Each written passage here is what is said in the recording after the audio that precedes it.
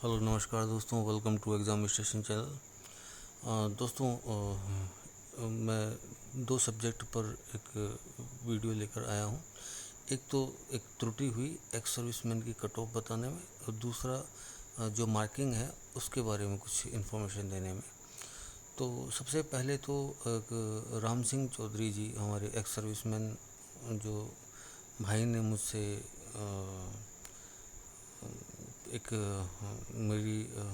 मुझे एक त्रुटि बताई मेरी ही, कि मैंने गलती से सर 110 कट ऑफ बता दी, 210 की जगह 110 बता दी।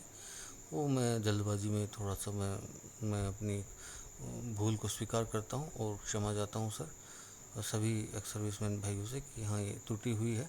तो चलिए, समय रहते उचित सुधार कर लेनी चाहिए।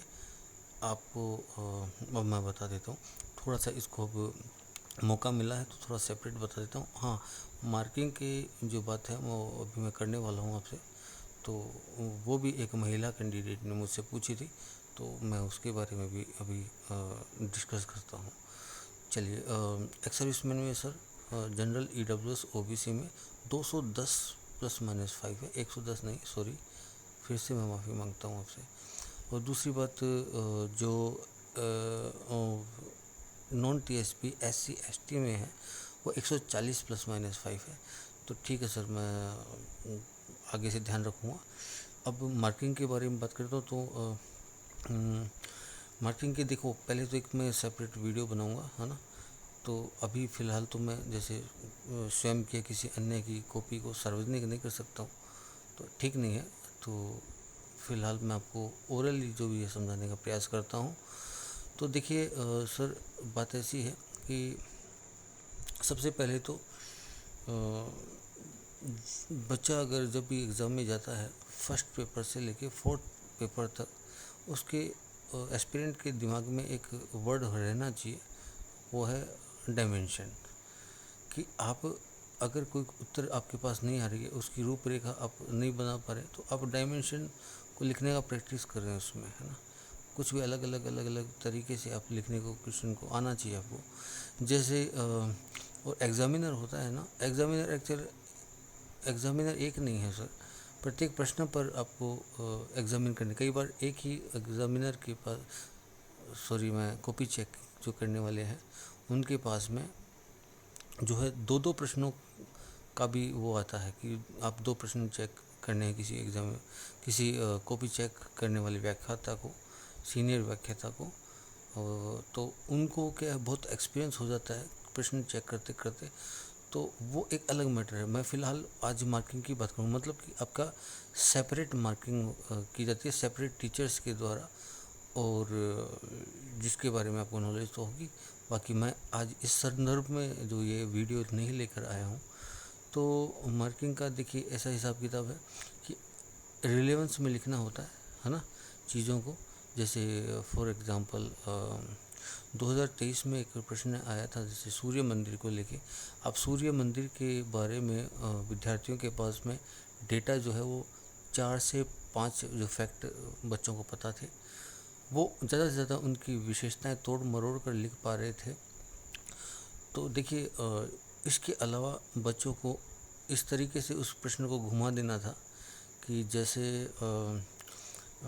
सूर्य मंदिरों का ऐतिहासिक स्वरूप, सूर्य मंदिरों की पर्यटन में भूमिका, अर्थव्यवस्था में महत्व, सूर्य मंदिरों का सांस्कृतिक दृष्टिकोण, सूर्य मंदिरों के लिए सांस्कृतिक दृष्टिकोण जो भी है, मतलब ये इस तरीके से आपसे चीज़ें करते तो आप उसको बेहतर लिख पाते, और अलग अलग डायमेंशन में बच्चा और अच्छे से लिख पाता है। तो इस तरीके से आप क्वेश्चन को अटेम्प्ट कर सकते हो। और अब जैसे मार्किंग की बात करते हैं, चलिए एक टीचर हैं जो एक क्वेश्चन की, कोई किसी भी क्वेश्चन की एक या दो प्रश्नों की मार्किंग कर रहे हैं। तो देखिए, सबसे पहले तो उनके पास कुछ आंसर्स होते हैं, कुछ कीवर्ड्स होते हैं, है ना। उनको वो शामिल कर रहे हैं कि नहीं, एस्पिरेंट उनको शामिल कर रहा है कि नहीं। तो ये चीज़ जो है, ये वो पहले तो प्रथम दृष्टया इस चीज़ को वो ध्यान रखते हैं।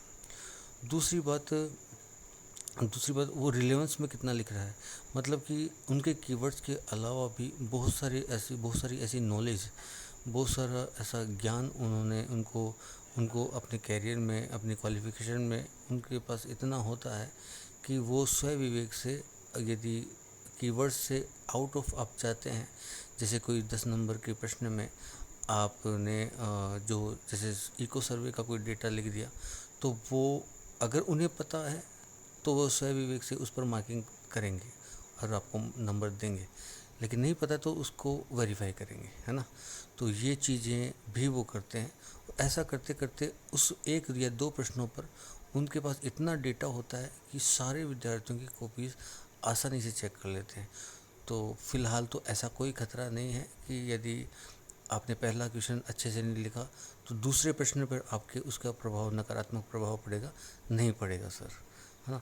तो ये एक फ़ायदा भी है, लेकिन और कहीं ना कहीं उस चीज़ का पेपर जिसके शुरुआती प्रश्न अच्छे हो रहे हैं उन बच्चों के लिए नुकसान भी है एक तरीके से।